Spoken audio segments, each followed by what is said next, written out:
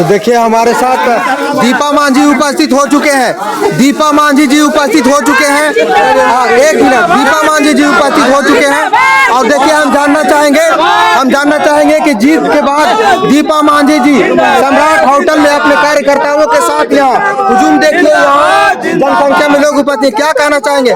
इमामगंज के जनता ने फिर से पहले आपके ससुर जी पर विश्वास किया, अब आपके ऊपर विश्वास किया, इमामगंज की जनता को क्या कहना चाहेंगे? देखिए, सबसे पहले मैं इमामगंज की जनता को बधाई देना चाहती हूँ और अपने आप को सौभाग्यशाली समझती हूँ कि हमारे पापा जो जितेंद्र राम मांझी जी हैं, माननीय जितेंद्र राम मांझी जी, उनका उत्तराधिकारी बनने का मौका मिला है। बहुत बहुत धन्यवाद देना चाहती हूँ। और हमारी जीत नहीं, हमारे पूरे विधानसभा की जीत है, वहाँ की नारी शक्ति की जीत है, एनडीए गठबंधन के जितने भी वरिष्ठ नेता हैं उन लोगों की जीत है, कार्यकर्ता हैं, हम पार्टी के जितने भी कार्यकर्ता हैं उनकी जीत है, एनडीए गठबंधन की जीत है, हमारी कोई भागीदारी नहीं है। जब शुरू सम्मेलन किए थे तो एनडीए के तमाम नेता वहां उपस्थित हुए थे और उन्होंने वहां के लोगों को आश्वासन दिया था कि जो काम बचा हुआ है वो काम हम लोग 9 महीना में पूरा करेंगे। क्या 9 महीना में उनकी समस्या का समाधान होगा?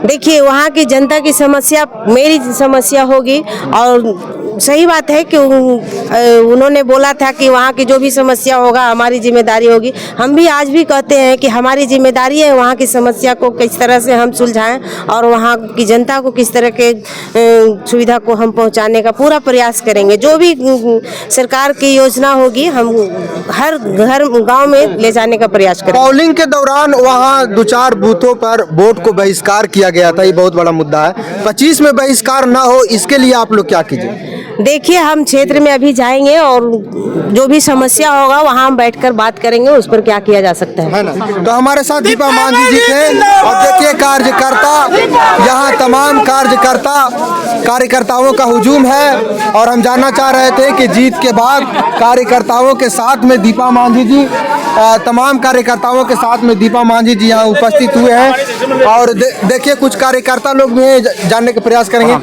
जी, क्या कहना चाहेंगे? इमामगंज की जनता ने आपके प्रत्याशी दीपा मांझी के ऊपर विश्वास किया, क्या कहना चाहेंगे? विश्वास तो शुरू से था हम लोग का। हाँ, माननीय हमारे, मैं धन्यवाद करना चाहूँगा माननीय हमारे नरेंद्र मोदी जी का, माननीय हमारे नीतीश कुमार जी का आभार प्रकट करता हूँ कि जो उन्होंने इस सभा में आकर हम लोग को मान सम्मान बढ़ाने का काम किया और इमामगंज विधानसभा से हमारे दीपा मांझी हमको उम्मीदवार को जिताने का काम किया।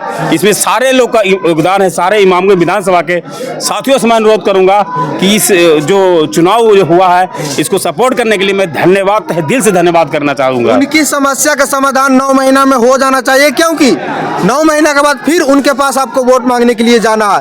9 महीना में नहीं कीजिएगा तो फिर क्या होगा? बिल्कुल बिल्कुल, ये 9 महीना का नौबत नहीं आएगा। हम लोग शुरू से इस बात को रखे हैं कि जो 9 महीना, जो पूरे 9 साल में जो काम हुआ है वो 9 महीना के अंदर हो जाएगा सारा काम। दोबारा वोट मांगने के लिए हम इस बात का आश्वासन किए थे कि अगर काम हम लोग नहीं करते हैं तो दोबारा वोट नहीं मांगे हम लोग, है ना? जी। तो देखिए हमारे साथ कार्यकर्ता लोग भी थे और देखिए हमारे साथ वकील साहब शंकर मांझी जी हैं जो पार्टी के कदावर नेता हैं। जानना चाहेंगे, क्या कहना चाहेंगे सर? इमामगंज के जनता ने विश्वास किया, इमामगंज के लोग और बिहार के जनता को मांझी जी के जो इतनी बड़ी हाथ मजबूत करने का काम किए, हम लोग कार्यकर्ता होने के नाते बहुत बहुत बधाई देते हैं और स्वागत करते हैं कि इसी तरह का साथ सहयोग हम लोग को आशीर्वाद मिलता रहे।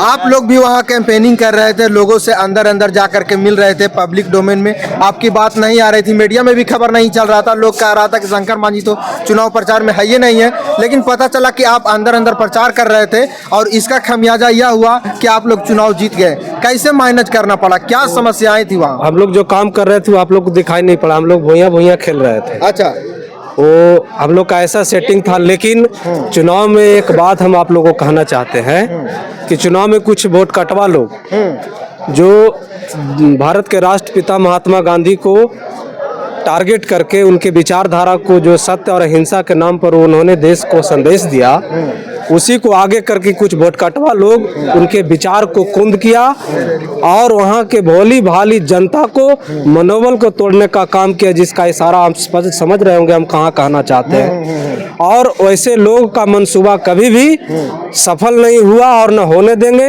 मुगालते में नहीं रहे, हम लोगों का जनता का साथ वहाँ है, आगे भी रहेगा। एक कैंडिडेट को टिकट मिलने के बाद उन्होंने जीतन राम मांझी पर बड़ा हमला बोला था और कहा था जीतन राम मांझी नहीं शर्मा है, क्या कहना चाहेंगे? उनको इस बात से सबक लेना चाहिए कि आज भी 100 के 100% जो उस समाज के लोग हैं जीतन राम मांझी हिंदुस्तानी अवाम मोर्चा के साथ है। ये जीत साबित करती है कि इतना संघर्ष होने के बाद भी हम लोग चुनाव जीतने का काम किया। हाँ, 9 महीना में वहाँ के जनता के हर समस्या का समाधान हो जाएगा। अरे 50 साल के बराबर तो 9 साल में जीतन राम मांझी वहाँ काम कर दिया है। हाँ। 111 रोड, 48 पुल, माननीय मंत्री जी के विभाग से 400 करोड़ का बजट माइनर इरिगेशन का मिला, और कितना काम होगा, और बाकी काम पाइपलाइन में है। बाकी 9 महीने में बहुत सा काम वहाँ के लोगों का होगा, है ना? हाँ, निश्चित। तो देखिए, हम पार्टी के नेता थे और इनका कहना है कि 9 महीना में उनका सारा समस्या का समाधान हो जाएगा, क्योंकि 9 महीना के बाद फिर से उन लोग के पास वोट मांगने के लिए लोग जाएंगे। बाकी आप क्या सोचते हैं कमेंट बॉक्स में अपना प्रतिक्रिया दीजिए। बहुत बहुत धन्यवाद।